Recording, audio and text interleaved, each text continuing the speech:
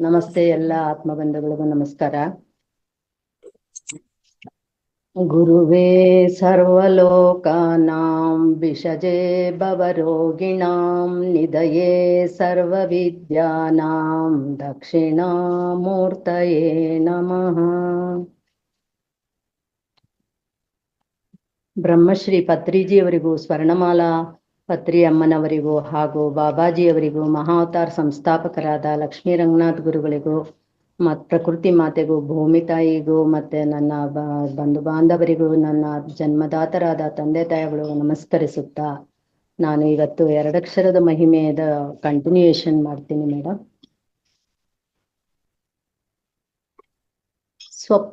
ಸ್ವಪ್ನ ಅನ್ನೋ ಶಬ್ದಕ್ಕೆ ಅರ್ಥ ನೋಡೋಣ ಮೇಡಮ್. ಸ್ವಪ್ನ ಎಂದರೆ ಕನಸು. ಜಾಗೃತ್, ಸ್ವಪ್ನ, ಸುಷುಪ್ತಿಗಳೆಂಬ 3 ಅವಸ್ಥೆಗಳಿದೆ. ಇದನ್ನೇ ಕನ್ನಡದಲ್ಲಿ ಎಚ್ಚರ, ಕನಸು, ನಿದ್ರೆಗಳೆಂದು ಕರೆಯುತ್ತಾರೆ. ಈ 3 ಅವಸ್ಥೆಗಳಿಗೆ ಅವಸ್ಥಾತ್ರಯ ಎಂದು ಹೆಸರು. ಅವಸ್ಥಾತ್ರಯ ವಿಚಾರದಿಂದ ಆತ್ಮನ ಪರಮಾರ್ಥ ಸ್ವರೂಪವನ್ನು ತಿಳಿಯುತ್ತದೆ. 3 ಅವಸ್ಥೆಗಳಲ್ಲಿ ಆತ್ಮನು ಸಮನಾಗಿರುತ್ತಾನೆ. ಆದರೆ ಅವಸ್ಥೆಗಳು ಮಾತ್ರ ಬದಲಾವಣೆಯಾಗುತ್ತಲೇ ಇರುತ್ತವೆ. ಎಚ್ಚರವಿದ್ದಾಗ ಕನಸಿಲ್ಲ, ಕನಸಿದ್ದಾಗ ಎಚ್ಚರವಿಲ್ಲ, ನಿದ್ರೆಯಲ್ಲಿ ಎರಡೂ ಇಲ್ಲ. ಬದಲಾವಣೆಯಾಗುತ್ತಿರುವ 3 ಅವಸ್ಥೆಗಳನ್ನು ಆತ್ಮನು ನಿರ್ವಿಕಾರನಾಗಿ ಸಾಕ್ಷಿಯಾಗಿ ಬೆಳಗುತ್ತಿದ್ದಾನೆ ಎಂಬುದು ಎಲ್ಲರಿಗೂ ಅನುಭವವಿದೆ. ಈ ಕೂಟಸ್ಥ ಆತ್ಮನೇ ತಾನೆಂದು ತಿಳಿದವನೇ ವೇದಾಂತದಲ್ಲಿ ಆತ್ಮಜ್ಞಾನಿ ಎಂದು ಕರೆಯುತ್ತಾರೆ. ಇಲ್ಲಿ ಪ್ರಕೃತವಾದದ್ದು ಸ್ವಪ್ನವು ತೋರುವಾಗ ಎಂದರೆ ಸ್ವಪ್ನ ಕಾಲದಲ್ಲಿ ಅದು ಸತ್ಯವಾಗಿಯೇ ತೋರುತ್ತದೆ. ಸ್ವಪ್ನ ಕಾಲದಲ್ಲಿ ತೋರುವ ಎಲ್ಲ ಪದಾರ್ಥಗಳು ಎಚ್ಚರದಂತೆಯೇ ತೋರುತ್ತಿದ್ದು ಆ ಕಾಲಕ್ಕೆ ಸತ್ಯವಾಗಿಯೇ ಇರುತ್ತದೆ. ಆದರೆ ಎಚ್ಚರವಾದ ಕೂಡಲೇ ಅದು ಸ್ವಪ್ನ ಸುಳ್ಳು, ಮಿಥ್ಯ ಎಂದು ತಿಳಿಯುತ್ತೇವೆ. ಇದು ಎಲ್ಲರ ಅನುಭವ. ಎಚ್ಚರವಾಗುವವರೆಗೂ ಅದೇ ಎಚ್ಚರವಾಗಿರುತ್ತದೆ. ಎಚ್ಚರವಾದ ಕೂಡಲೇ ಆ ಸ್ವಪ್ನವೆಲ್ಲ ಸುಳ್ಳು ಎಂದು ತಿಳಿಯುತ್ತದೆ. ಹೀಗೆಯೇ ಈ ಎಚ್ಚರವನ್ನು ವೇದಾಂತಿಗಳು ಸ್ವಪ್ನ ಎಂದೇ ಹೇಳುತ್ತಾರೆ. ಆದರೆ ಇದನ್ನು ಅಜ್ಞರಿಗೆ ಕೂಡಲೇ ಅರ್ಥವಾಗುವುದಿಲ್ಲ. ನಿಜವಾದ ಎಚ್ಚರಕ್ಕೆ ಬಂದ ಕೂಡಲೇ ಈ ಎಚ್ಚರವು ಸ್ವಪ್ನ ಸಮಾನವೇ, ಪರಮಾರ್ಥವಲ್ಲ ಎಂದು ತಿಳಿಯುತ್ತದೆ. ಆತ್ಮಜ್ಞಾನವೇ ನಿಜವಾದ ಎಚ್ಚರ, ಸಮ್ಯಜ್ಞಾನವೇ ನಿಜವಾದ ಎಚ್ಚರ ಎಂದು ಹೇಳುತ್ತದೆ ವೇದಾಂತಗಳು. ಹೀಗೆ ನೋಡಿದಾಗ ಸ್ವಪ್ನವೂ ಈ ಎಚ್ಚರವು ಎರಡೂ ಕನಸುಗಳೇ ಆಗಿರುತ್ತವೆ. ಇದಕ್ಕೊಂದು ಶ್ಲೋಕ ಇದೆ. ಸ್ವಪ್ನ ಜಾಗರಿತೆ ಸ್ಥಾನೇ ಹೇಕಮಾಹುರ್ಮನೀಶನಃ ಭೇದಾನಾಂ ಹಿ ಸಮತ್ವೇನ ಪ್ರಸಿದ್ಧೇನೈವ ಹೇತುನಾ. ದ್ವೈತ ದರ್ಶನವು ಪರಮಾರ್ಥವಲ್ಲ ಅಂತ ನಾವು ತಿಳ್ಕೋಬೇಕು ಮಾಸ್ಟರ್ಸ್. ಇನ್ನು ವಿದ್ಯಾಯ ಎಂಬ 2 ಅಕ್ಷರದ ಮಹಿಮೆಯನ್ನು ನೋಡೋಣ. ವಿದ್ಯಾ ಶಬ್ದವು ವೇದಾಂತ ದರ್ಶನಕ್ಕೆ ಜೀವಾಳ. ಅದ್ವೈತ ವೇದಾಂತದಲ್ಲಿ ವಿದ್ಯಾ ಶಬ್ದಕ್ಕೆ ಅಗ್ರತಾಂಬೂಲ. ವಿದ್ಯೆಯೇ ನಿಜವಾದ ಸಂಪತ್ತು, ವಿದ್ಯೆಯೇ ಸಕಲ ಸಾಧನಗಳ ಫಲ, ವಿದ್ಯೆಯೇ ಸಕಲ ಮಾನವರ ನಿಜವಾದ ಆಸ್ತಿ. ವಿದ್ಯೆಯಿಂದಲೇ ಅವಿದ್ಯಾ ನಿವೃತ್ತಿ, ವಿದ್ಯೆಯಿಂದಲೇ ಪರಮ ಪುರುಷಾರ್ಥ ಪ್ರಾಪ್ತಿ. ವಿದ್ಯಾ ಎಂದರೇನು ಹಾಗಾದ್ರೆ ಎಂಬುದನ್ನು ನೋಡೋಣ. ವಿದ್ಯಾ ಎಂದರೆ ಜ್ಞಾನ, ತಿಳುವಳಿಕೆ. ವಿದ್ಯಾ ಜ್ಞಾನ, ಅವಗತಿ, ಅವಗಮಃ, ಬೋಧ, ವಿವೇಕ ಪ್ರತ್ಯಯ. ಇವೆಲ್ಲ ವಿದ್ಯೆಗೆ ಪರ್ಯಾಯ ಪದಗಳೇ. ವಿದ್ಯಾ ಎಂದರೆ ಸಮ್ಯಕ್ ಜ್ಞಾನ, ಸಮ್ಯಕ್ ದರ್ಶನ ಎಂದರ್ಥ. ಆತ್ಮ ಅನಾತ್ಮರುಗಳನ್ನು ಇರುವಂತೆ ಸರಿಯಾಗಿ ತಿಳಿಯುವುದಕ್ಕೆ ವಿದ್ಯಾ ಎಂದು ಹೆಸರು. ಈ ಅವಿದ್ಯೆಗೆ ವಿರುದ್ಧವಾದದ್ದೇ ವಿದ್ಯೆ. ವಿದ್ಯೆಯಲ್ಲಿ ಅವಿದ್ಯೆಗೆ ಸ್ಥಾನವಿಲ್ಲ. ವಿವೇಕನ ವಸ್ತುಸ್ವರೂಪವಾದ ಧಾರಣಂ ವಿದ್ಯಾಮಾಹುಹು. ಆತ್ಮನನ್ನು ಅನಾತ್ಮಗಳನ್ನು ಬಿಡಿಸಿ ಸರಿಯಾಗಿ ತಿಳಿದುಕೊಂಡು ವಸ್ತುಸ್ವರೂಪವನ್ನು ನಿಶ್ಚಯ ಮಾಡಿಕೊಳ್ಳುವುದೇ ವಿದ್ಯೆ ಎಂದು ಅಧ್ಯಾಸ ಭಾಷ್ಯದಲ್ಲಿ ಶಂಕರರು ಹೇಳಿದ್ದಾರೆ. ವಿದ್ಯೆಯನ್ನು ಬೆಳಕು ಎಂದು, ಅವಿದ್ಯೆಯನ್ನು ಕತ್ತಲೆ ಎಂದು ಕರೆಯುತ್ತಾರೆ. ಸೂರ್ಯನ ಬೆಳಕಿಗೆ ಬೆಲೆಯೇ ಇಲ್ಲ, ಆದರೆ ಸೂರ್ಯನ ಬೆಳಕಿನಿಂದ ಅದ್ಭುತ ಫಲ. ಹಾಗೆಯೇ ವಿದ್ಯೆಗೆ ಎಂದರೆ ಆತ್ಮಜ್ಞಾನಕ್ಕೆ ಬೆಲೆಯೇ ಇಲ್ಲ, ಆದರೆ ಆತ್ಮಜ್ಞಾನದ ಫಲವು ಮಾತ್ರ ಅದ್ಭುತ, ಅಗಾಧವಾದದ್ದು. ಅನಾದಿ ಕಾಲದಿಂದಲೂ ಸುಪ್ತವಾಗಿರುವ ಅವಿದ್ಯೆಯನ್ನು ಆತ್ಮವಿದ್ಯೆಯೊಂದರಿಂದಲೇ ನಾಶ ಮಾಡಿಕೊಳ್ಳಬೇಕೆ ಹೊರತು ಇನ್ನಿತರ ಯಾವ ಸಾಧನಗಳಿಂದಲೂ ಸಾಧ್ಯವಿಲ್ಲ. ಆತ್ಮವಿದ್ಯೆಯಿಂದ ಅವಿದ್ಯೆಯನ್ನು ನಾಶ ಮಾಡಿಕೊಂಡರೆ ಅದೇ ಮೋಕ್ಷ, ಅದೇ ಬ್ರಹ್ಮಾನಂದ. ಅನಾದಿಮಾಯೆಯ ಸುಪ್ತೋ ಯದಾ ಜೀವ ಪ್ರಬುದ್ಯತೆ ಅಜಮನಿದ್ರಮಸ್ವಪ್ನಂ ಅದ್ವೈತಂ ಬುದ್ಯತೆ ತದಾ. ಅನಾದಿ ಮಾಯ ನಿದ್ರೆಯಿಂದ ಯಾವಾಗ ಜೀವಾತ್ಮನು ಎಚ್ಚರಗೊಳ್ಳುತ್ತಾನೆಯೋ, ವಿದ್ಯೆಯಿಂದ ತನ್ನ ನಿಜಸ್ವರೂಪವನ್ನು ತಿಳಿದುಕೊಳ್ಳುತ್ತಾನೆಯೋ, ಆ ಕೂಡಲೇ ಅಜವು ಅನಿದ್ರವು ಅಸ್ವಪ್ನವೂ ಆದ ಅದ್ವೈತವನ್ನು ತಿಳಿದುಕೊಳ್ಳುತ್ತಾನೆ. ಆತ್ಮವಿದ್ಯೆಯಿಂದಲೇ ಅವಿದ್ಯೆಯು ನಾಶವಾಗುತ್ತದೆ ಮಾಸ್ಟರ್ಸ್. ಇನ್ನ ವಿಶ್ವ ಶಬ್ದದ ಮಹಿಮೆ ತಿಳ್ಕೊಳ್ಳೋಣ. ವಿಶ್ವ ಇದೊಂದು ಅದ್ಭುತ ಶಬ್ದ. ಸಕಲ ಶಾಸ್ತ್ರಗಳಲ್ಲಿಯೂ ಅತ್ಯಂತ ಪ್ರಸಿದ್ಧವಾದ ಶಬ್ದ ವಿಶ್ವ. ವೇದಶಾಸ್ತ್ರ ಪುರಾಣಗಳಲ್ಲಿಯೂ ಲೋಕದಲ್ಲಿಯೂ ಅತ್ಯಂತ ಸುಪ್ರಸಿದ್ಧವಾದ ಶಬ್ದವಿದು. ಆಸ್ತಿಕರಿಗೂ ನಾಸ್ತಿಕರಿಗೂ ಬೇಕಾದ ಶಬ್ದ ವಿಶ್ವ. ವೇದಾಂತದಲ್ಲಿ ವಿಶ್ವ ಶಬ್ದದ ಪ್ರಯೋಗವು ಹೆಚ್ಚಾಗಿ ಇರುತ್ತದೆ. ವಿಶ್ವ ಎಂದರೆ ಎಲ್ಲ ಎಂದರ್ಥ. ಸರ್ವಂ ಸಮಂ ಪೂರ್ಣಂ ಕೃಷ್ಣಂ ಅಶೇಷಂ ಸಮಸ್ತಂ ನಿಖಿಲಂ ಅಖಿಲಂ ಎಲ್ಲವೂ ಪರ್ಯಾಯ ಪದಗಳೇ ವಿಶ್ವಕ್ಕೆ. ಎಲ್ಲವನ್ನು ಒಳಗೊಂಡಿರುವ ಜಗತ್ತೇ ವಿಶ್ವ ಎಂದು ಹೆಸರು. ವಿಶ್ವ ಎಂದರೆ ದೇಶಕಾಲಗಳು, ಪಂಚಭೂತಗಳು, ಅವ್ಯಾಕೃತಗಳು, ನಾಮರೂಪ ಗುಣಧರ್ಮಗಳು, 84 ಜೀವರಾಶಿಗಳು, ಇದೆಲ್ಲವನ್ನು ಒಳಗೊಂಡ ಎರಡಕ್ಷರಗಳ ಶಬ್ದ ವಿಶ್ವ. ವಿಶ್ವದಲ್ಲಿ ಅಡಕವಾಗದಿರುವ ವಸ್ತುವೇ ಇಲ್ಲ. ಸರ್ವವ್ಯಾಪಕ ಶಬ್ದ ವಿಶ್ವ. ಬ್ರಹ್ಮೈವೇದಂ ವಿಶ್ವಂ ಎಂದು ಹೇಳುತ್ತಾರೆ. ಬ್ರಹ್ಮವೆಂದರೆ ವಿಶ್ವವೇ, ವಿಶ್ವವೆಂದರೂ ಬ್ರಹ್ಮವೇ. ಏಕೆಂದರೆ ಬ್ರಹ್ಮವು ಪರಿಪೂರ್ಣ, ವಿಶ್ವವೂ ಪರಿಪೂರ್ಣ. ವಿಶ್ವದಲ್ಲಿ ದೇಶಕಾಲಾದಿಗಳೇ ಹೊರತು ದೇಶಕಾಲಗಳಲ್ಲಿ ವಿಶ್ವವಲ್ಲ. ವಿಶ್ವ ಶಬ್ದ 2 ಅಕ್ಷರ. ಇದನ್ನು ಜಗತ್, ಪ್ರಪಂಚ ಎಂದೆಲ್ಲ ಕರೆಯುತ್ತಾರೆ. ವಿಶ್ವಂ ಎಂದರೆ ಸರ್ವಂ, ಸರ್ವಂ ಎಂದರೆ ವಿಶ್ವ, ವಿಶ್ವಂ ಎಂದರೆ ಬ್ರಹ್ಮ. ಗೀತಾಚಾರ್ಯನು ಗೀತೆಯಲ್ಲಿ 10ನೇ ಅಧ್ಯಾಯದ ವಿಭೂತಿ ಯೋಗದಲ್ಲಿ ತನ್ನನ್ನು ವಿಶ್ವತೋಮುಖನು ಎಂದು ಹೇಳಿಕೊಂಡಿದ್ದಾನೆ.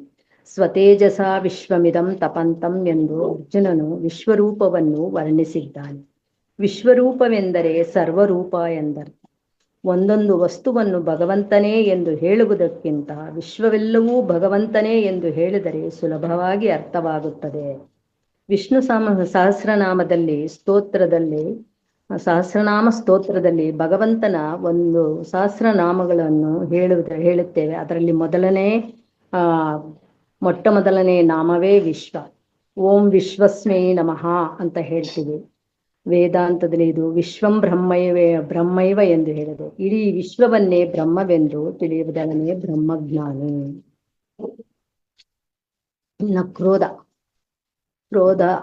ಕ್ರೋಧಕ್ಕೆ ಎಂದರೆ ಕೋಪಕ್ಕೆ ಹೆದರದ ಮನುಷ್ಯನೇ ಇಲ್ಲ.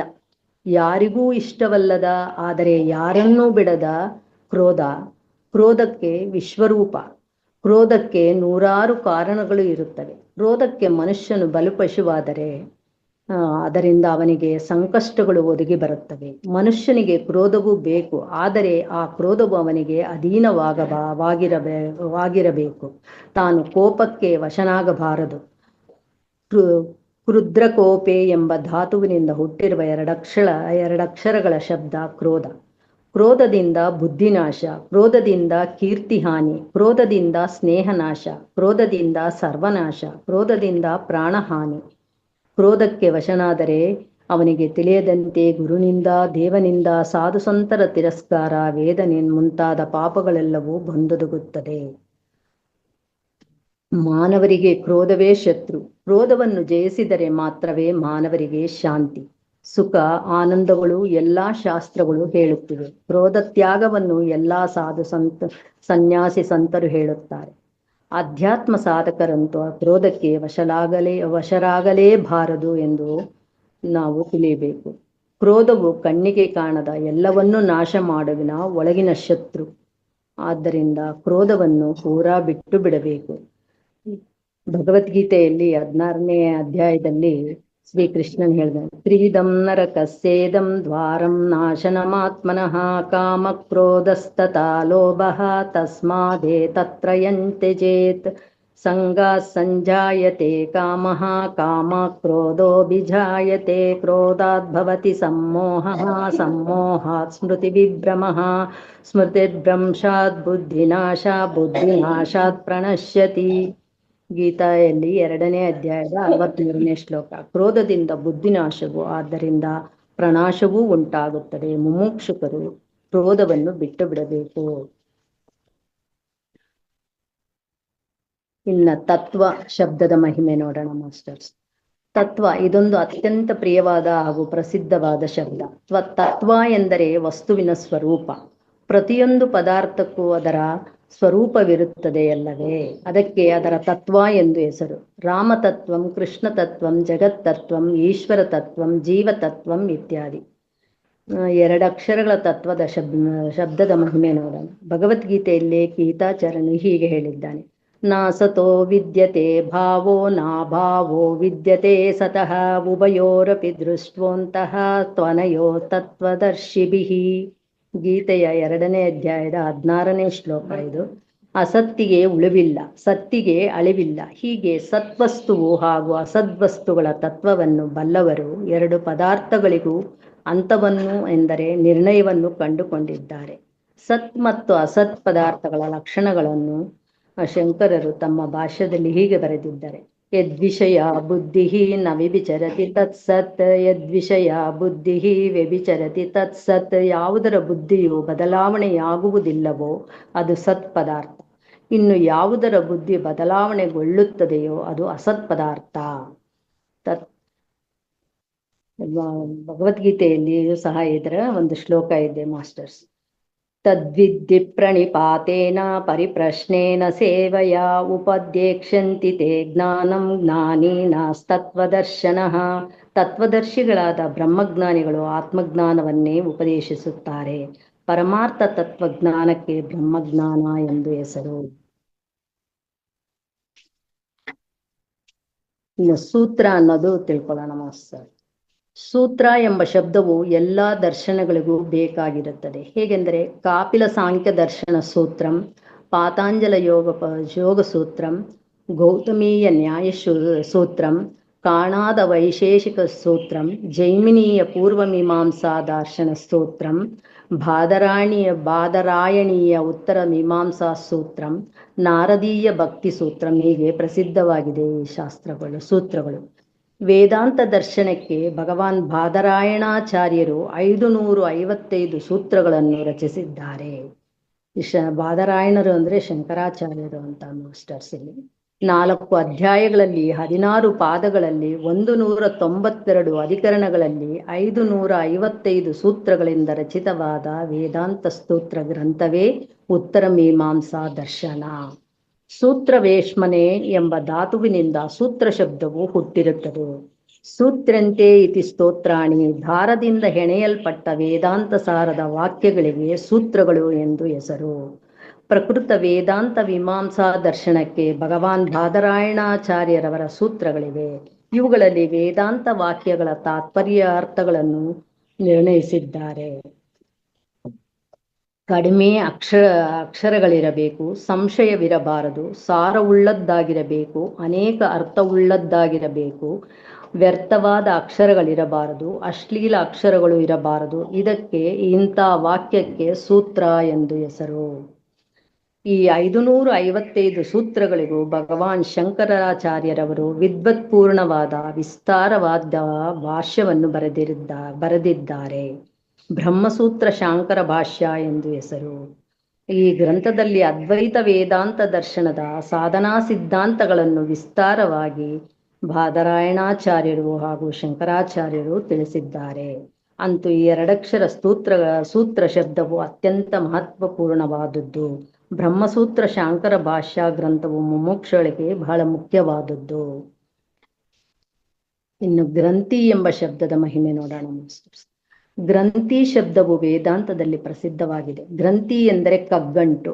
ದಾರದ ಗಂಟುಗಳಿಗೆ ಗ್ರಂಥಿಗಳು ಎಂದು ಹೆಸರಿದೆ. ಗ್ರಂಥಿಗಳು ಬಾಹ್ಯ ಗ್ರಂಥಿಗಳೆಂದು ಆಂತರಿಕ ಗ್ರಂಥಗಳೆಂದು 2 ರೀತಿಯಾಗಿದೆ. ಜನಿವಾರಕ್ಕೆ ಬ್ರಹ್ಮಗ್ರಂಥಿ ಎಂದು ಒಂದು ಗಂಟು ಇರುತ್ತದೆ. ಸ್ವರ್ಣಗೌರಿ, ಮಂಗಳಗೌರಿ ಅಂತ ವ್ರತಗಳಲ್ಲಿ ನಾವು ಹಳದಿ ಬಣ್ಣದ ಮಂಗಳ ದಾರಕ್ಕೆ ಗಂಟುಗಳನ್ನ ಹಾಕ್ತೇವೆ. ಅದಕ್ಕೂ ದೋರ ಗ್ರಂಥಿ ಅಂತ ಹೇಳ್ತಾರೆ ಮಾಸ್ಟರ್ಸ್.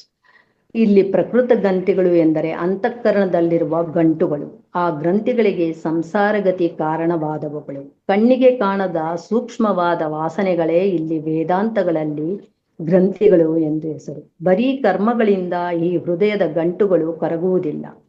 ಈ ಕರ್ಮಗಳು ಮಯವಾಗಿರುತ್ತದೆ. ಆ ವಿದ್ಯೆಯಿಂದ ಆ ವಿದ್ಯೆಯು ನಾಶವಾಗುವುದಿಲ್ಲ ಅಲ್ಲವೇ? ಇಂಥ ಗ್ರಂಥಿಯು ಕರಗಬೇಕಾದರೆ ಆತ್ಮದರ್ಶನವೇ ಬೇಕು. ಆತ್ಮಜ್ಞಾನದಿಂದ ಮಾತ್ರವೇ ಹೃದಯ ಗ್ರಂಥಿಗಳು ಕರಗಿ ನಾಶನವಾಗುತ್ತದೆ. ಹೀಗೆಂದು ಮುಂಡಕೋಪನಿಷತ್ತಿನ ಒಂದು ಮಂತ್ರವಿದೆ ಮಾಸ್ಟರ್, ಅದು ಓದ್ತೀನಿ. ವಿದ್ಯತೆ ಹೃದಯ ಗ್ರಂಥಿ ಛಿದ್ಯಂತೆ ಸರ್ವ ಸಂಶಯ ಕ್ಷೀಯಂತೆ ಚಾಸ್ಯ ಕರ್ಮಾಣಿ ತಸ್ಮಿನ್ ದೃಷ್ಟೇ ಪರಾವರೇ.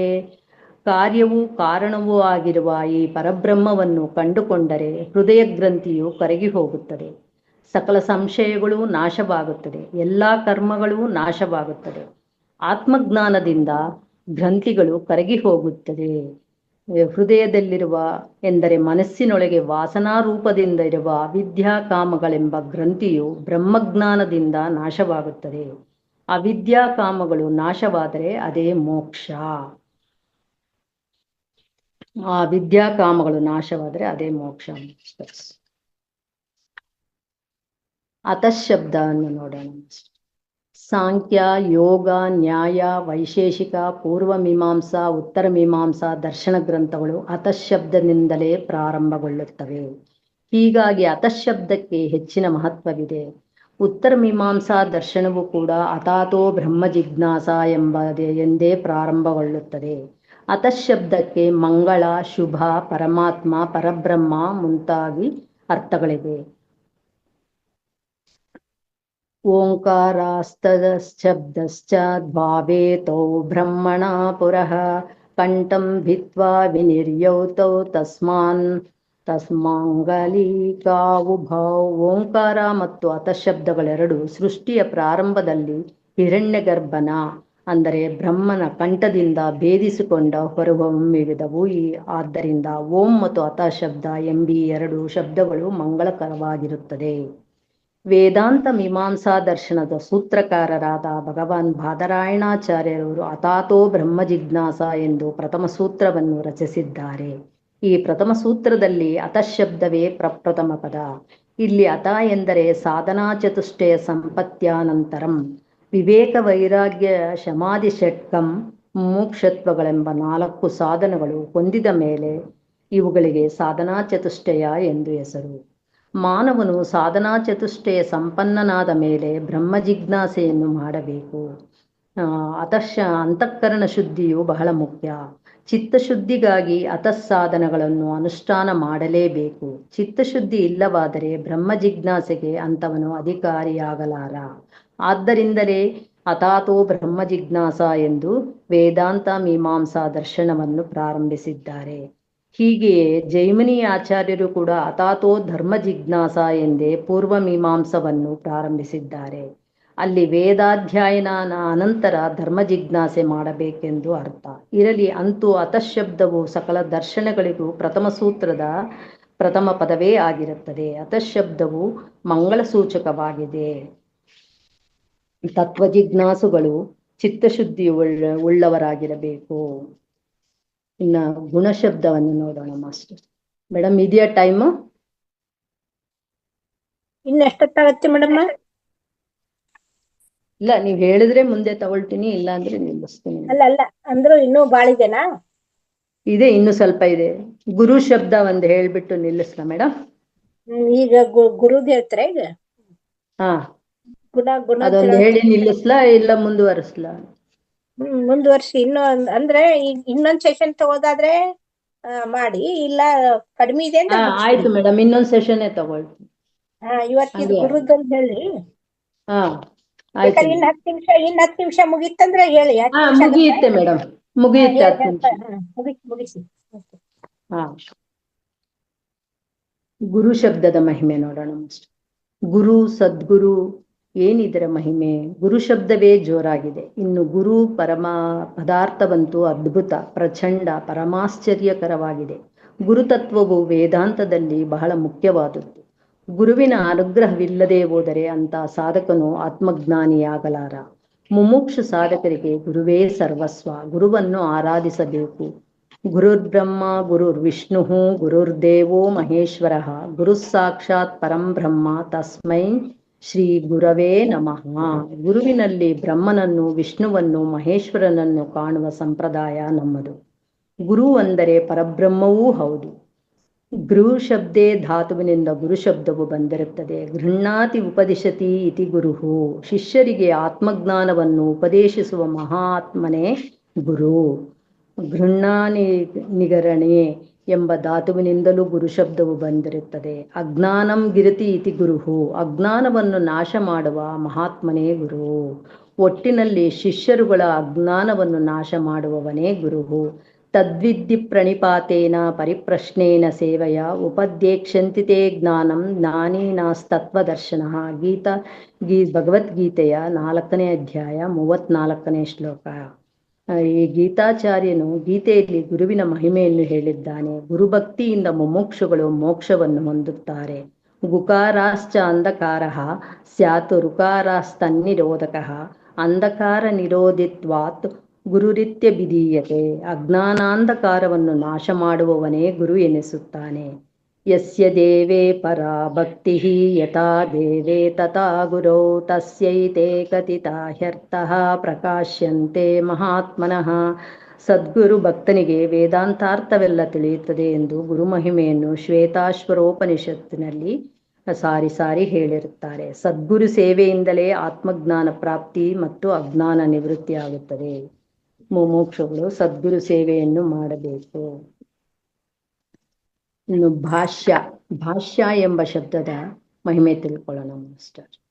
ಭಾಷ್ಯ ಎಂಬ ಶಬ್ದವು ಎಲ್ಲಾ ಶಾಸ್ತ್ರಗಳಲ್ಲಿಯೂ ಪ್ರಸಿದ್ಧವಾಗಿರುತ್ತದೆ. ಸಕಲ ದರ್ಶನಗಳ ಹಾಗೂ ಎಲ್ಲಾ ಶಾಸ್ತ್ರಗಳ ಸೂತ್ರಗಳಿಗೂ ಭಾಷ್ಯಗಳು ಇರುತ್ತವೆ. ತರ್ಕ, ವ್ಯಾಕರಣ, ಮೀಮಾಂಸಾ ಸೂತ್ರಗಳಿಗೂ ಭಾಷ್ಯಗಳು ಇವೆ. ಆಯಾ ಭಾಷ್ಯಗಳಿಂದಲೇ ನಮಗೆ ಆಯಾ ಸೂತ್ರಗಳು ಹಾಗೂ ಶ್ಲೋಕಗಳು ಮತ್ತು ಮಂತ್ರಗಳ ಅರ್ಥಗಳು ತಿಳಿಯಬೇಕೇ ಹೊರತು ಬೇರೆ ದಾರಿಯೇ ಇಲ್ಲ. ಆದ್ದರಿಂದ ಎಲ್ಲ ದರ್ಶನಗಳಿಗೂ ಭಾಷ್ಯ ಗ್ರಂಥಗಳು ಬೇಕೇ ಬೇಕು. ಪ್ರಕೃತ ವೇದಾಂತಗಳಿಗೆ ಶ್ರೀ ಶಂಕರರ ಭಾಷ್ಯಗಳು ಅವಶ್ಯವಾಗಿ ಬೇಕೇ ಬೇಕು. ಶ್ರೀಮದ್ ಭಗವದ್ಗೀತಾ, ದಶೋಪನಿಷತ್ತುಗಳು ಮತ್ತು ವೇದಾಂತ ಮೀಮಾಂಸಾ ಸೂತ್ರಗಳು, ಇವುಗಳಿಗೆ ವೇದಾಂತ ಪ್ರಸ್ಥಾನತ್ರಯಿ ಎಂದು ಹೆಸರು. ಈ ಮೂರು ಸೇರಿಕೊಂಡು ವೇದಾಂತ ದರ್ಶನ ಎಂದಾಗಿರುತ್ತದೆ. ಇದರಲ್ಲಿ ವೇದಾಂತ ದರ್ಶನದ ಸಾಧನಗಳು, ಸಿದ್ಧಾಂತಗಳನ್ನು ಸ್ಪಷ್ಟವಾಗಿ ತಿಳಿಸಿದೆ. ವೇದಾಂತ ಪ್ರಸ್ಥಾನತ್ರಯಿ ಗ್ರಂಥಗಳಿಗೆ ಭಾಷ್ಯಗಳನ್ನು ಬರೆದು ವೇದಾಂತ ಭಾಷ್ಯಕಾರರು ಎಂದು ಶ್ರೀ ಶಂಕರರು ಪ್ರಸಿದ್ಧರಾಗಿರುತ್ತಾರೆ. ಭಾಷ್ಯ ಲಕ್ಷಣವನ್ನು ಈ ಕೆಳಗಿನ ಶ್ಲೋಕವು ಹೇಳುತ್ತದೆ.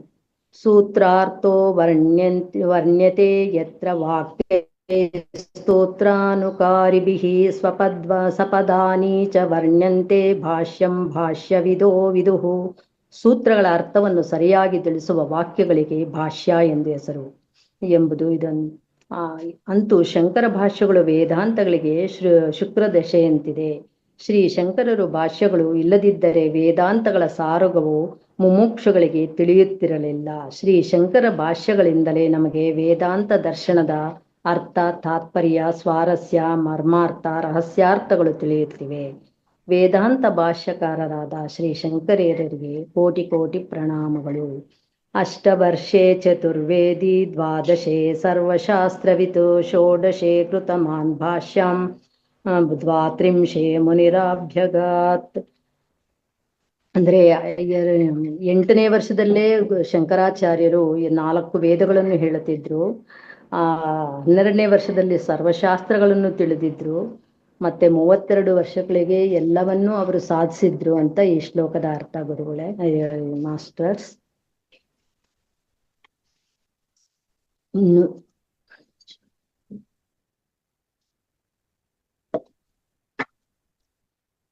ಜೀವ ಶಬ್ದದ ಮಹಿಮೆ ಮಾಸ್ಟರ್ಸ್. ಜೀವ ಎಂಬ ಶಬ್ದವು ವೇದಾಂತಗಳಲ್ಲಿಯೂ ಲೋಕದಲ್ಲಿಯೂ ಪ್ರಸಿದ್ಧವಾಗಿದೆ. ಜೀವನೆಂದರೆ ಇಲ್ಲಿ ಮನುಷ್ಯ, ಮಾನವ, ನರನೆಂಬ ಪ್ರಾಣಿ. ಈ ಲೋಕದಲ್ಲಿರುವ ಸಕಲ ಭೋಗ ಭಾಗ್ಯಗಳು ಮಾನವನಿಗೆ ಬೇಕು. ಹಣ, ಅಧಿಕಾರ, ಮನೆ, ಮಠ, ವಾಹನಗಳು, ರುಚಿಯಾದ ಖಾದ್ಯಗಳು, ಉಡುಪು ತೊಡಪು, ಚಿನ್ನ, ಬೆಳ್ಳಿ, ವಜ್ರ ಎಲ್ಲವೂ ಈ ಜೀವನಿಗಾಗಿಯೇ ಇವೆ. ಜೀವನೊಬ್ಬ ಪ್ರಚಂಡ ಪ್ರಾಣಿ, ಜೀವಾತ್ಮನು ಅದ್ಭುತ ಪ್ರಾಣಿ, ಜೀವಾತ್ಮನು ತುಂಬಾ ಪ್ರಾಜ್ಞ, ತುಂಬಾ ಬುದ್ಧಿವಂತ ಪ್ರಾಣಿ. ಇಂಥ ಜೀವನಿಗೆ ವೇದಶಾಸ್ತ್ರ ಪುರಾಣಗಳಲ್ಲಿ ಅನೇಕ ಸಾಧನಗಳನ್ನು ಹೇಳಿದ್ದಾರೆ. ಜೀವ ಪ್ರಾಣ ಧಾರಣೆ ಎಂಬ ಧಾತುವಿನಿಂದ ಜೀವ ಶಬ್ದವು ಉತ್ಪನ್ನವಾಗಿದೆ. ಶರೀರ, ಇಂದ್ರಿಯ, ಮನೋಬುದ್ಧಿಗಳನ್ನು ಧರಿಸಿಕೊಂಡಿರುವ ಆತ್ಮನೇ ಜೀವಾತ್ಮ. ಶರೀರಧ್ಯಾಸದಿಂದ ಕೂಡಿಕೊಂಡು ಸಕಲ ಭೋಗ ಪ್ರಾಪ್ತಿಗಾಗಿ ಕರ್ಮಗಳನ್ನು ಮಾಡುತ್ತಿರುವ ಪ್ರಚಂಡ ಪ್ರಾಣಿಯೇ ಜೀವ. ಜೀವನಿಗೆ ಅಸಾಧ್ಯವಾದದ್ದು ಎಂಬುದು ಏನೂ ಇಲ್ಲ. ಜೀವಾತ್ಮನು ಹುಟ್ಟು ಸಾವುಗಳ ಮಧ್ಯೆ ಸಿಕ್ಕಿಕೊಂಡು, ಸುಖ ದುಃಖಗಳ ಮಧ್ಯೆ ಸಿಕ್ಕಿಕೊಂಡು ನರಳಾಡುತ್ತಾ, ಕಷ್ಟಪಡುತ್ತಾ ಸಂಕಟ ಸಾಗರದಲ್ಲಿ ಬಿದ್ದು ಬಿಟ್ಟಿದ್ದಾನೆ. ಇದು ಸಕಲ ಜೀವರಾಶಿಗಳು ಅನುಭವಿಸುತ್ತಿರುವುದು. ವೇದಾಂತಗಳು ಜೀವಾತ್ಮನಿಗೆ ಆತ್ಮಜ್ಞಾನವನ್ನು ಉಪದೇಶ ಮಾಡುತ್ತಿವೆ. ಜೀವನೇ ವೇದೋಕ್ತ ಕರ್ಮಾನುಷ್ಠಾನುಗಳಿಗೂ ಮತ್ತು ವೇದಾಂತೋಕ್ತ ಆತ್ಮಜ್ಞಾನಕ್ಕೂ ಅಧಿಕಾರಿಯಾಗಿರುತ್ತಾನೆ. ಜೀವಾತ್ಮನೇ ಕರ್ಮಗಳಿಂದ ಅಭ್ಯುದಯ ಫಲಗಳು, ಆತ್ಮಜ್ಞಾನದಿಂದ ಮೋಕ್ಷ ಫಲವು ದೊರಕುತ್ತದೆ. ಅಭ್ಯುದಯ ಫಲಗಳೆಲ್ಲವೂ ಅನಿತ್ಯವೆಂದು, ದುಃಖ ರೂಪಗಳೆಂದು ವೇದಾಂತವು ಹೇಳುತ್ತದೆ. ಈ ಅನಿತ್ಯ ಫಲಗಳಿಂದ ವಿರಕ್ತನಾದ ಜೀವಾತ್ಮನಿಗೆ ವೇದಾಂತ ಶಾಸ್ತ್ರವು ಆತ್ಮಜ್ಞಾನವನ್ನು, ಬ್ರಹ್ಮಜ್ಞಾನವನ್ನು ಉಪದೇಶಿಸುತ್ತದೆ. ಬ್ರಹ್ಮವನ್ನು ತಿಳಿದ ಜೀವನು ಪರಮ ಪುರುಷಾರ್ಥವೆಂಬ ಮೋಕ್ಷವನ್ನೇ ಹೊಂದುತ್ತಾನೆ. ಆ ಬ್ರಹ್ಮ ಭುವನಾಲೋಕಃ ವರ್ತಿನೋರ್ಜುನ ಎಂದು ಗೀತೆಯ ಬ್ರಹ್ಮಲೋಕ ಪರ್ಯಂತವಾದ ಎಲ್ಲಾ ಅಭ್ಯುದಯ ಫಲಗಳು ಅನಿತ್ಯ ಎಂದು ತಿಳಿಸುತ್ತದೆ. ಜೀವರುಗಳು ಆತ್ಮಜ್ಞಾನದಿಂದ ಮೋಕ್ಷ ಫಲವನ್ನೇ ಹೊಂದಬೇಕು. ಇನ್ನು ಮಂತ್ರ ಶಬ್ದದ ಮಹಿಮೆ ನೋಡೋಣ. ಮಂತ್ರ ಶಬ್ದವೇ ಮಂಗಳ. ಅಪೌರುಷೇಯವಾದ ಭಗವಂತನ ನಿಶ್ವಾಸ ರೂಪವಾದ ದಿವ್ಯ ವಾಕ್ಯಗಳಿಗೆ ಮಂತ್ರ ಎಂದು ಹೆಸರು. ಸರ್ವ ಮಂತ್ರಾತ್ಮಕ ಎಂದು ಹೆಸರು. ಭಗವಂತನೇ ಮಂತ್ರಗಳು, ಮಂತ್ರಗಳೇ ಭಗವಂತ. ಮಂತ್ರ ಶಬ್ದವನ್ನು ಹೇಳಿದರೆ ಭಗವಂತನ ಸ್ಮರಣೆಯಾಗುತ್ತದೆ. ಮಂತ್ರ ಶಬ್ದಕ್ಕೆ ಇಷ್ಟೊಂದು ಶಕ್ತಿ ಇದೆ ಎಂದಾದ ಮೇಲೆ ಇನ್ನು ಮಂತ್ರಗಳ ಅರ್ಥಕ್ಕೆ ಎಷ್ಟು ಶಕ್ತಿ ಇರಬಹುದು? ಮಂತ್ರ ಶಬ್ದದ ಧಾತು ಮತ್ರಿ ಗುಪ್ತ ಭಾಷಣೆ ಎಂಬುದು. ಇದು ಚುರಾದಿ ಎಂದರೆ ದಶಮಗುಣ. ಮಂತ್ರದ್ಯೇ ಇತಿ ಮಂತ್ರ. ಗೋಪ್ಯವಾಗಿ ಮಾತನಾಡುವ ಪವಿತ್ರವಾದ ಪದಗಳ ಸಮೂಹಕ್ಕೆ ಮಂತ್ರ ಎಂದು ಹೆಸರು. ದೇವಭಾಷೆಯಾದ ಸಂಸ್ಕೃತ ಭಾಷೆಯಲ್ಲಿ ಇರುವ ವೇದಾಂತಾರ್ಥಗತವಾದ ದಿವ್ಯ ಭಾವ್ಯವಾಣಿಯೇ ಮಂತ್ರ. ವೇದಗಳಲ್ಲಿ ಲಕ್ಷೋಪಲಕ್ಷ ಮಂತ್ರಗಳಿವೆ. ಇಂಥ ಮಂತ್ರೋಪದೇಶಗಳನ್ನೊಳಗೊಂಡ ಗ್ರಂಥಗಳೇ ಶ್ರುತಿ ಅಥವಾ ವೇದಗಳು. ಈಶಾವಾಸ್ಯ, ಸಾಮವೇದ, ಕೇನೋಪನಿಷತ್ತು, ಕೃಷ್ಣ ಯಜುರ್ವೇದ, ಕಾಟಕೋಪನಿಷತ್ತು, ಅಥರ್ವ ವೇದಕ್ಕೆ ಸೇರಿರುವ ಮುಂಡಕ, ಪ್ರಶ್ನ, ಮಾಂಡ್ಯೋಕೋಪನಿಷತ್ತುಗಳು, ಋಗ್ವೇದಕ್ಕೆ ಸೇರಿರುವ ಐತಿರಿಯೋಪನಿಷತ್ತು, ಕೃಷ್ಣ ಯಜುರ್ವೇದ ತೈತಿರಿಯೋಪನಿಷತ್ತು, ಸಾಮವೇದದ ಚಾಂದೋಗ್ಯೋಪನಿಷತ್ತು, ಶುಕ್ಲ ಯಜುರ್ವೇದದ ಬೃಹದಾರಣ್ಯಕೋಪನಿಷತ್ತು ಎಂಬ ದಶೋಪನಿಷತ್ತುಗಳು ಮಂತ್ರಾತ್ಮಕವಾಗಿರುತ್ತವೆ. ದಶೋಪನಿಷತ್ತುಗಳು ಸುಂದರವಾದ ಭಾಷ್ಯಗಳನ್ನು ಶಂಕರಾಚಾರ್ಯರು ಬರೆದಿದ್ದಾರೆ. ವೇದಾಂತಗಳಿಂದಲೇ ಪರಬ್ರಹ್ಮದ ಸ್ವರೂಪವನ್ನು ನಾವು ತಿಳಿಯಬೇಕು. ಜೀವರು, ಪರಬ್ರಹ್ಮ, ಜಗತ್ತು ಈ ಮೂರು ನಿಜ ಸ್ವರೂಪವನ್ನು, ಸಂಬಂಧವನ್ನು ನಮಗೆ ಉಪನಿಷತ್ತುಗಳೆಂಬ ಶ್ರುತಿಗಳು ಅಥವಾ ವೇದಾಂತಗಳು ತಿಳಿಸುತ್ತವೆ. ತತ್ವಜಿಜ್ಞಾಸು ಸಾಧಕರಿಗೆ ವೇದಾಂತಗಳೆಂದರೆ ಪರಬ್ರಹ್ಮವನ ತತ್ವವು ತಿಳಿಯಬೇಕಾಗಿದೆ. ಇದನ್ನೇ ಸೂತ್ರಕಾರರಾದ ಬಾದರಾಯಣಾಚಾರ್ಯರು ಶಾಸ್ತ್ರಯೋನಿತ್ವಾತ್ ಎಂದು ತಮ್ಮ ವೇದಾಂತ ಮೀಮಾಂಸಾ ದರ್ಶನದಲ್ಲಿ ತಿಳಿಸಿರುತ್ತಾರೆ. ಮಂತ್ರಗಳೆಂದರೆ ಪರಮ ಮಂಗಳಕರವಾದ ಭಗವಂತನ ವಾಕ್ಯಗಳು. ವೇದ ಮಂತ್ರಗಳೇ ನಿಜವಾದ ಸಂಪತ್ತುಗಳು. ವೇದ ಮಂತ್ರಗಳನ್ನು ಅಭ್ಯಾಸ ಮಾಡಬೇಕು. ಇನ್ನು ಅಹಂ ಶಬ್ದದ ಮಹಿಮೆ ಮಾಸ್ಟರ್ಸ್. ಅಹಂ ಇದೊಂದು ಎರಡಕ್ಷರಗಳ ಶಬ್ದ. ಆದರೆ ಅಹಂಕಾರಕ್ಕೆ ಅಹಂಕಾರ ತುಂಬ ನಾನು ಎಂಬ ರೂಪದಿಂದ ಮೆರೆಯುವ ತತ್ವವೇ ಅಹಂ. ಇದಕ್ಕೆ ಅಹಂಕಾರ ಎಂದು ಹೆಸರಿದೆ. ಈ ಅಹಂಕಾರಕ್ಕೆ ಮನಸ್ಸು, ಬುದ್ಧಿ, ಚಿತ್ತ, ಸತ್ವ, ಅಂತಃಕರಣ ಎಂದೆಲ್ಲ ಹೆಸರುಗಳಿವೆ.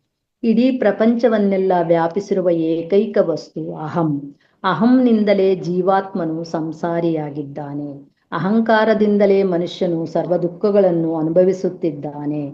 ಅಹಂಕಾರದಿಂದಲೇ ಸರ್ವಾನರ್ಥ ಪ್ರಾಪ್ತಿ. ವೇದಾಂತದ ಪ್ರಕಾರ ಅನಾತ್ಮನಾದ ದೇಹಾದಿಗಳನ್ನು ನಾನು ಎಂದು ಕೊಳ್ಳುವುದೇ ಅಹಂಕಾರ. ಅಹಂಕಾರದಿಂದ ಮೆರೆಯುವವನೇ ಜೀವಾತ್ಮ. ಜೀವಾತ್ಮನಿಗೆ ಬಂಡವಾಳವೇ ಅಹಂಕಾರ. ಅಹಂಕಾರವನ್ನು ನಾನು ಎಂದು ಅಧ್ಯಾಸ ಮಾಡಿಕೊಂಡಾಗಲೇ ಆತ್ಮನಿಗೆ ಜೀವತತ್ವ, ಸಂಸಾರಿತ್ವ, ಕರ್ತೃತ್ವ, ಭೋಕ್ತೃತ್ವಾದಿಗಳೆಲ್ಲವೂ ಅಂಟಿಕೊಳ್ಳುತ್ತದೆ. ಆತ್ಮನಿಗೆ ಅಹಂಕಾರದ ಸಂಬಂಧವು ಅವಿದ್ಯೆಯಿಂದಲೇ ಎಂದರೆ ಅಧ್ಯಾಸದಿಂದಲೇ. ಅವಿದ್ಯೆ ಅಧ್ಯಾಸ ಎರಡು ಪರ್ಯಾಯ ಪದಗಳು ಮಾಸ್ಟರ್ಸ್, ಹೊರತು ಪರಮಾರ್ಥವಾಗಿ ಇಲ್ಲ ಎಂದು ವೇದಾಂತಗಳು ಹೇಳುತ್ತಿವೆ. ಅವಿದ್ಯಾಕಲ್ಪಿತವಾದ ದೇಹಾದಿ ಸಂಘಾತವನ್ನು ನಾನು ಎಂದುಕೊಂಡು ಜೀವಾತ್ಮನು ತನ್ನನ್ನು ಕರ್ತೃ ಭೋಕ್ತೃವಾದ ಸಂಸಾರಿ ಎಂದು ಮಾಡಿಕೊಂಡಿರುತ್ತಾನೆ. ಇದಕ್ಕೆ ಅವಿದ್ಯಾ ಅಜ್ಞಾನ ಎಂದೆಲ್ಲ ಹೆಸರು. ಈ ಸಂಸಾರಿತ್ವವು ಆತ್ಮನಿಗೆ ಸಹಜವಲ್ಲ, ಸ್ವರೂಪವಲ್ಲ, ಇದು ಪರಮಾರ್ಥವಲ್ಲ. ಇದು ಆತ್ಮನಿಗೆ ಅವಿಚಾರ ಸಿದ್ಧವಾದ ಬಂಧನವಾಗಿದೆ. ಇದು ಆತ್ಮನ ನಿಜ ಸ್ವರೂಪವೇ ಅಲ್ಲ. ಹಾಗಾದರೆ ಆತ್ಮನ ನಿಜ ಸ್ವರೂಪವೇನು ಎಂದರೆ ಅಸಂಸಾರಿತ್ವವೇ ಆತ್ಮನ ಸ್ವರೂಪ. ದೇಹಾದಿಗಳ ಅಧ್ಯಾಸವಿಲ್ಲವಾದರೆ ಆತ್ಮನಿಗೆ ಸಂಸಾರಿತ್ವವೇ ಇರುವುದಿಲ್ಲ. ಆತ್ಮನು ನಿಜವಾಗಿ ಅಸಂಸಾರಿಯಾದ ಪರಬ್ರಹ್ಮವೇ ಆಗಿದ್ದಾನೆ. ಆತ್ಮನು ಪರಮಾರ್ಥವಾಗಿ ಸಚ್ಚಿದಾನಂದ ಸ್ವರೂಪನೇ ಆಗಿದ್ದಾನೆ. ಆತ್ಮನಿಗೆ ಅವಿದ್ಯೆಯಿಂದಲೇ ಜನ್ಮ ಮರಣಾದಿಗಳು ಇರುವಂತೆ ತೋರುತ್ತಿವೆ. ಇದಾವುದೂ ಆತ್ಮನ ಸ್ವರೂಪವೇ ಅಲ್ಲ. ವೇದಾಂತಗಳ ಸಂದೇಶಗಳನ್ನು ಶ್ರವಣ ಮಾಡಿ ಮನನ ಮಾಡಿ ನಿಧಿಧ್ಯಾಸನ ಮಾಡಿದರೆ ಜೀವನ ನಿಜ ಸ್ವರೂಪವ ಜೀವಾತ್ಮನಿಗೆ ಉಂಟಾಗುತ್ತದೆ. ಜೀವೋ ಬ್ರಹ್ಮೈವ ನಾಪರಃ ಎಂಬಂತೆ ವೇದಾಂತಗಳ ಸಂದೇಶವು ಅಹಂಕಾರವು ಬರೀ ಜೊಳ್ಳೆ ಹೊರತು ಗಟ್ಟಿಯಲ್ಲ ಎಂದು ತಿಳಿಯುತ್ತದೆ. ಅಹಂಕಾರವನ್ನು ಬೆಳಗುತ್ತಿರುವ ಆತ್ಮನೇ ತಾನೆಂದು ತಿಳಿಯಬೇಕು.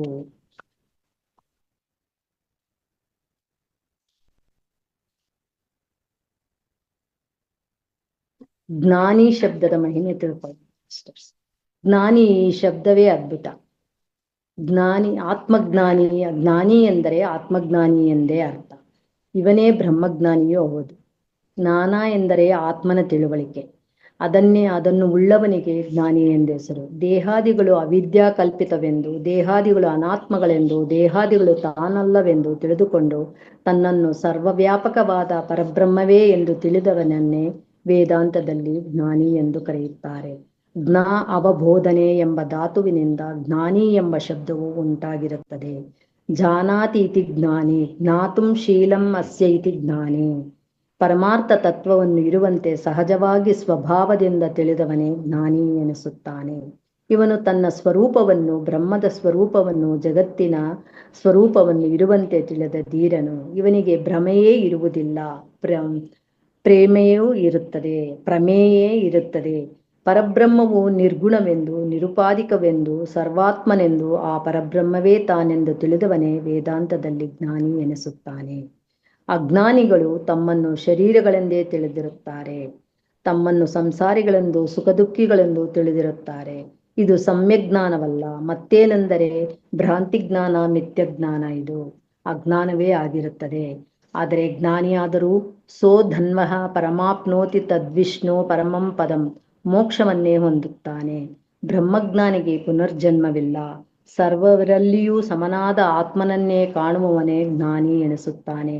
ಆತ್ಮಜ್ಞಾನಿಯ ಲಕ್ಷಣಗಳನ್ನು ಭಗವದ್ಗೀತೆಯಲ್ಲಿಯೂ ಹೇಳಿದ್ದಾರೆ. ವಿದ್ಯಾ ವಿನಯ ಸಂಪನ್ನೆ ಬ್ರಾಹ್ಮಣೇ ಕವಿಹಸ್ತಿನಿ ಶುನಿಚೈವ ಶ್ವಪಾಕೆ ಚ ಪಂಡಿತ ಸಮದರ್ಶಿನಃ. 5ನೇ ಅಧ್ಯಾಯ 18ನೇ ಶ್ಲೋಕ. ಸಮಸ್ಸರ್ವೇಷು ಭೂತೇಷು ತಿಷ್ಠಂತಂ ಪರಮೇಶ್ವರಂ ವಿನಶ್ಯಸ್ಸು ವಿನಿಶ್ಯಂತಂ ಯಃ ಪಶ್ಯತಿ ಸ ಪಶ್ಯತಿ. 13ನೇ ಅಧ್ಯಾಯದ 27ನೇ ಶ್ಲೋಕ. ಬ್ರಾಹ್ಮಣ, ಹಸು, ಆನೆ, ಆಯಿ, ಚಂಡಾಲರಲ್ಲಿ ಸಮಾತ್ಮನನ್ನೇ ಕಾಣುತ್ತಾನೆ ಬ್ರಹ್ಮಜ್ಞಾನಿ. ಪ್ರತಿಯೊಬ್ಬ ಮನುಷ್ಯನು ವಿವೇಕದಿಂದ ಆತ್ಮಜ್ಞಾನಿಯಾಗಬೇಕು. ಮುಕ್ತಾಯ ಮಾಡ್ಲ ಮೇಡಮ್? ಮೋಕ್ಷ ಅಂದು ಹೇಳ್ಬಿಡ್ತೀನಿ. Okay madam. ಮೋಕ್ಷ ಶಬ್ದದ ಮಹಿಮೆ ಇದು ಹೇಳಿ ಸಂಪನ್ನ ಮಾಡ್ತೀನಿ ಮೇಡಮ್. ಮೋಕ್ಷ ಶಬ್ದ ಇದೊಂದು ಅದ್ಭುತ ಶಬ್ದ, ಅತ್ಯಂತ ಪ್ರಿಯವಾದ ಶಬ್ದವಿದು. ಸಕಲ ಮಾನವರಿಗೆ ಬೇಕಾದ ಫಲವೇ ಮೋಕ್ಷ. ಸರ್ವ ದುಃಖ ವಿನಿರ್ಮುಕ್ತ ಸ್ವರೂಪೇ ಮೋಕ್ಷ. ಸರ್ವ ಫಲಗಳಿಗಿಂತಲೂ ಅತ್ಯಂತ ಶ್ರೇಷ್ಠವಾದ ಫಲವೇ ಮೋಕ್ಷ. ಭವಬಂಧನದಿಂದ ಬಿಡುಗಡೆಯೇ ಮೋಕ್ಷ. ಪುನರ್ಜನ್ಮ ರಾಹಿತ್ಯವೇ ಮೋಕ್ಷ. ಜನ್ಮ ಮರಣ ಚಕ್ರದಿಂದ ಬಿಡುಗಡೆಯೇ ಮೋಕ್ಷ. ತನ್ನ ಪರಮಾರ್ಥ ಸ್ವರೂಪದಲ್ಲಿ ಸಹಜವಾದ ನಿಲುಗಡೆಯೇ ಮೋಕ್ಷ. ಸರ್ವ ಪ್ರಾಣಿಗಳಲ್ಲಿಯೂ ತನ್ನನ್ನು ಕಾಣುತ್ತಾ ರಾಗದ್ವೇಷಗಳಿಲ್ಲದಿರುವುದೇ ಮೋಕ್ಷ. ಮೋಕ್ಷ ಸಕಲ ದರ್ಶನಗಳಿಂದ ಉಪದೇಶಿಸಲ್ಪಡುತ್ತಿರುವ ಪರಮಫಲವೇ ಮೋಕ್ಷ. ಮತ್ತೆ ಮತ್ತೆ ಉಪದೇಶಿಸಿರುವ ಶ್ರೇಷ್ಠವಾದ ಫಲವೇ ಮೋಕ್ಷ. ಎಲ್ಲಾ ಕರ್ಮ ಫಲಗಳಿಗೂ ಶ್ರೇಷ್ಠವಾದ ಗಮ್ಯವೇ ಮೋಕ್ಷ. ಮೋಕ್ಷ ಫಲದಲ್ಲಿ ಸಕಲ ಕರ್ಮೋಪಾಸನೆಗಳ ಫಲಗಳು ಅಂತರ್ಗರ್ಭಿತವಾಗಿ ಬಿಡುತ್ತವೆ. ಮೋಕ್ಷ ಅವಸಾನೆ ಎಂಬ ಧಾತುವಿನಿಂದ ಮೋಕ್ಷ ಶಬ್ದವು ಹುಟ್ಟಿರುತ್ತದೆ. ಮೋಕ್ಷಣಂ ಮೋಕ್ಷ, ದುಃಖಗಳಿಂದ ಬಿಡುಗಡೆಯೇ ಮೋಕ್ಷ. ಒಮ್ಮೆ ಮೋಕ್ಷವನ್ನು ಹೊಂದಿದರೆ ಅಂತವನಿಗೆ ಪುನರ್ಜನ್ಮವಿಲ್ಲ, ಅವನು ಕೃತಾರ್ಥನಾಗುತ್ತಾನೆ. ಮುಕ್ತಿ ಕೈವಲ್ಯ ನಿರ್ವಾಣ ಶ್ರೇಯೋನಿ ಶ್ರೇಯಸಾಮೃತಂ ಎಂಬ ಅಮರಕೋಶದಲ್ಲಿ ಈ ಶ್ಲೋಕ ಬರುತ್ತೆ ಮಾಸ್ಟರ್ಸ್. ಮುಕ್ತಿ, ಕೈವಲ್ಯ, ನಿರ್ವಾಣ, ಶ್ರೇಯ, ನಿಶ್ರೇಯಸ, ಅಮೃತ ಇವೆಲ್ಲವೂ ಮೋಕ್ಷಕ್ಕೆ ಪರ್ಯಾಯ ಪದಗಳು. ಆತ್ಮಜ್ಞಾನದಿಂದ ಮಾತ್ರವೇ ದೊರಕುವ ಫಲ ಮೋಕ್ಷ.